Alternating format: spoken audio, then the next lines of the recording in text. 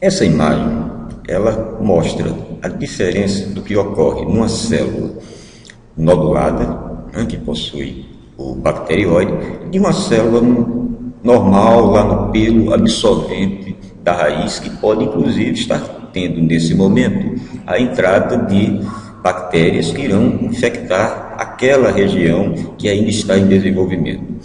No caso do nódulo, o N2 ele entra na célula, vai para o bacterióide converte em NH4, o NH4 é liberado, transformado em glicina e vai produzir as amidas, os ureídeos, as paraginas, enfim. Esses compostos, eles são enviados, por exemplo, para as folhas. E nas folhas, eles são convertidos em aminoácidos. Porém, nos locais, nas células, principalmente nos telos radiculares, no solo a gente encontra várias formas de nitrogênio. Porém, a planta só assimila o íon amônia e o íon nitrato. Caso a amônia ela entre na célula vegetal, imediatamente ela vai ter que ser convertida aqui no citoplasma para os aminoácidos, o sistema GS-GOGAT, glutamina, depois glutamato. E esses aminoácidos são utilizados por essa célula para produzir os seus compostos nitrogenados. No caso dessa célula receber nitrato, há dois caminhos.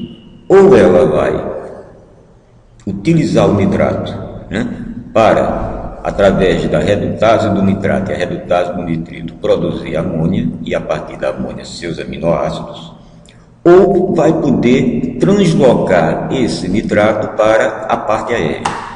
Veja, a amônia ela não pode ser transportada pela planta, devido ao seu caráter tóxico. O nitrato, dependendo da situação de momento da célula, do potencial hídrico, ele pode ser armazenado no vacúolo. Caso a célula tenha problemas de água, o que é que ela vai fazer? Vai aumentar a concentração de íons no vacúolo para aumentar a entrada de água nessa célula. Se estiver tudo normal, o que é que ela vai fazer? Ela vai pegar o nitrato, através da enzima nitrato redutase, ela vai reduzir o nitrato para nitrito, isso no citoplasma. Esse nitrito ele é então transportado na célula da raiz até o plastídio, onde a nitrito redutase irá converter o nitrito em amônia, ou reduzi-lo a amônia. Esta amônia, através do sistema GS-GOGAT, irá produzir aminoácidos no plastídio. Ou poderá sair do plastídio, voltar para o citoplasma, onde, através do mesmo sistema GS-GOGAT, poderá ser convertido em aminoácidos para serem utilizados por essa célula. Da mesma maneira, vai acontecer na parte aérea. O nitrato é levado junto com a corrente de água. Ao chegar numa célula de mesófilo de folha, por exemplo, ele vai poder ser armazenado no vacúolo ou não, depende da condição hídrica dessa célula. E quando ele for metabolizado, as mesmas enzimas, nitrato redutase, produz nitrito, o nitrito é enviado para o cloroplasto e no cloroplasto a nitrito redutase produz amônia, reduz o nitrito a amônia. E da mesma maneira, a amônia vai ser utilizada para a síntese de aminoácidos no cloroplasto através do sistema, essa aqui, através do sistema GS-GOGAT, só que aqui ele usa o elétron da ferredoxina, enquanto aqui o elétron era do NADH. Se houver possibilidade, ou disponibilidade de íons amônia, o cloroplasto devolve esse íon amônia para o citoplasma, onde o sistema GS-GOGAT irá convertê-lo em aminoácidos. Como vimos, a única maneira da planta poder utilizar nitrogênio ou assimilar nitrogênio é se ele estiver sob a forma de amônia. E essas são as enzimas que conseguem converter o nitrogênio da forma de nitrato até a forma de amônio. A nitrato redutase, né, que irá reduzir o nitrato para nitrito, né, e a nitrito redutase, que irá reduzir o nitrito para amônia. A partir dessa amônia entra o sistema GS-Golgi.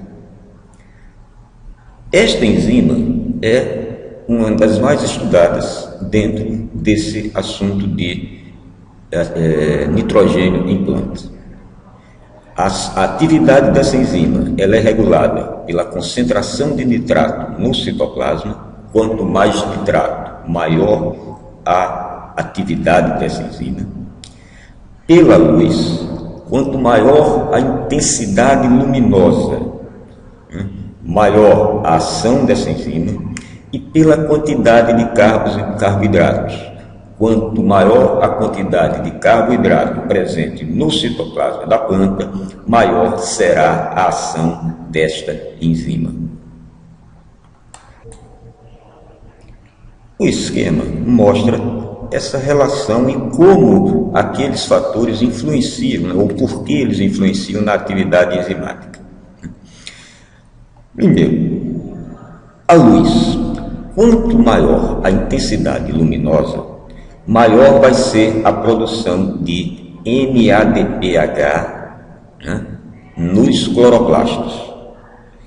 Como a redutase do nitrato exige NADPH, quanto maior a quantidade de NADPH, maior vai ser a quantidade de nitrato que será convertido em nitrito.